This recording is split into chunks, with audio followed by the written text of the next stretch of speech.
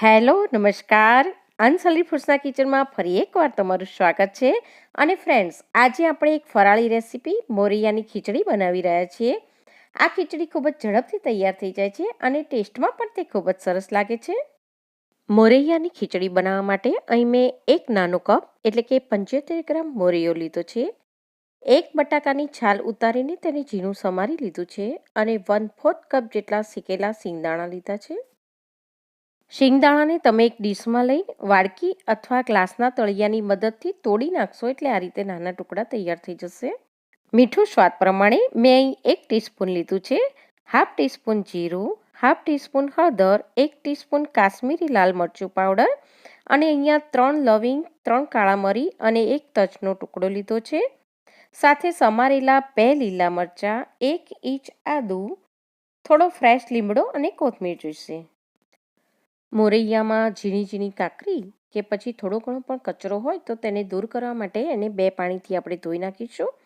આ રીતે પાણી નાખીશું એટલે કાકરી કે કચરો હોય તે પાણીના ઉપરના તર પર આવી જશે. આને ગુજરાતી ભાષામાં મોરૈયાને ઓલવાળ્યો એમ કહેવામાં આવે છે. તો હું મોરૈયાને ઓલવાળી રહું છું.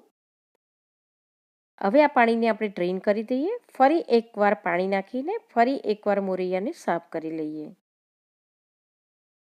આ રીતે પાણી નાખીને ધોઈશું એટલે મોરૈયો એકદમ સફેદ થઈ જશે.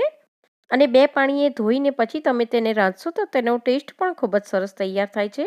આ પાણીને હું ડ્રેઇન કરી દઉં છું. અને હવે 1 કપ ચોખ્ખું પાણી લઈ અને મોરૈયાને આપણે 15 મિનિટ માટે પલળવા દઈશું. મોરૈયો પલળી ગયો છે. હવે આપણે તેને વઘારી લઈએ. તો એક પેનમાં હું 3 ટેબલસ્પૂન જેટલું તેલ ગરમ કરવા મૂકી દઉં છું. ગેસની ફ્લેમને આપણે એકદમ મીડિયમ જ રાખીશું. અને તેલ ગરમ થાય એટલે 1/2 ટીસ્પૂન જેટલું જીરું એડ કરીએ. જીરું તડતડ થાય એટલે તજ, લવિંગ અને મરી એડ કરીએ. સાથે મીઠો લીમડો પણ એડ કરી દઈએ. અને હવે સમારી રાખેલા લીલા મરચાં અને આદું પણ એડ કરીએ.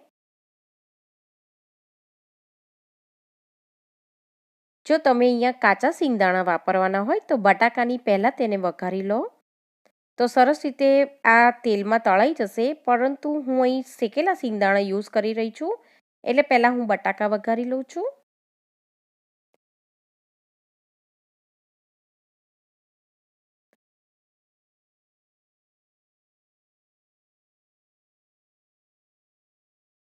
બટાકાને વઘારમાં મિક્સ કરી લઈએ.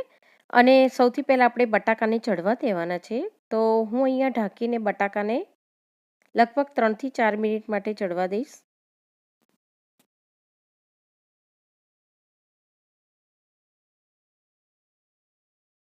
ચાર મિનિટ થઈ ગઈ છે ને. હવે આપણે બટાકાને ચેક કરી લઈએ. તો બટાકા સરસ રીતે ચડી ગયા છે.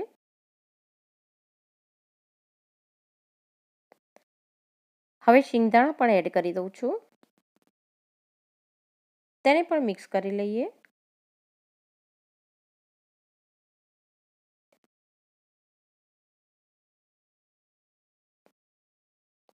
હવે સૌથી પહેલાં બટાકામાં આપણે મસાલા એડ કરી દઈએ.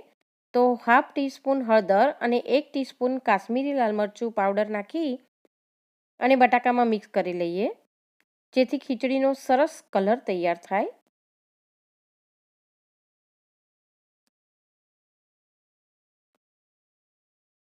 મોરૈયો સરસ પલળી ગયો છે. તો હવે મોરૈયાને 1 કપ પાણી નાખીને પલાળ્યો તો 1 કપ પાણી સાથે હું એડ કરી દઉં છું. કુલ આપણે 1 કપ મોરૈયો હોય તો 3 કપ જેટલું પાણી લેવાનું છે. પણ હું અહીંયા 2 કપ પાણી અને 1 કપ છાશ નાખીને મોરૈયો બનાવીશ. છાશ નાખીને જો તમે મોરૈયો બનાવશો તો એનો ખટમીઠો ટેસ્ટ ખૂબ જ સરસ લાગે છે. અને 1 કપ પાણી એડ કરી દઈએ એટલે 2 કપ પાણી અને 1 કપ છાશ નાખીને મોરૈયો બનાવીશું. મોરૈયામાં હવે સ્વાદ પ્રમાણે મીઠું એડ કરીએ. મેં અહીં 1 ટીસ્પૂન જેટલું પિંક સોલ્ટ એડ કર્યું છે. તેને પણ મિક્સ કરી લઈએ. ગેસની ફ્લેમ આપણે મીડિયમ જ રાખીશું. મોરૈયાને હવે ઢાંકી દઈએ અને લગભગ 5 મિનિટ માટે આપણે તેને ચડવા દઈએ. 4-5 મિનિટ થઈ જાય એટલે મોરૈયાને ફરી એકવાર ખોલીને આ રીતે હલાવી લેવાનું છે. ફરી એકવાર ઢાંકી દઈએ અને ફરી 2 થી 3 મિનિટ માટે આપણે તેને ચડવા દઈશું. તો હું ઢાંકી દઉં છું.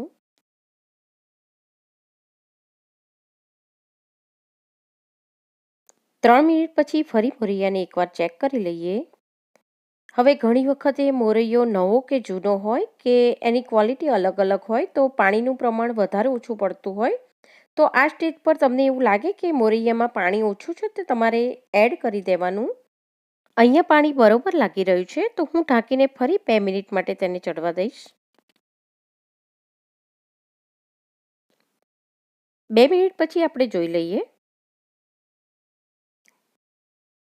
તો હવે આપણી ખીચડી તૈયાર છે. પાણી બધું જ બળી ગયું છે. મોરૈયો પણ ફૂલીને સરસ ચડી ગયો છે. તો ફ્રેશ કોથમીરથી તેને ગાર્નિશ કરી લઈએ.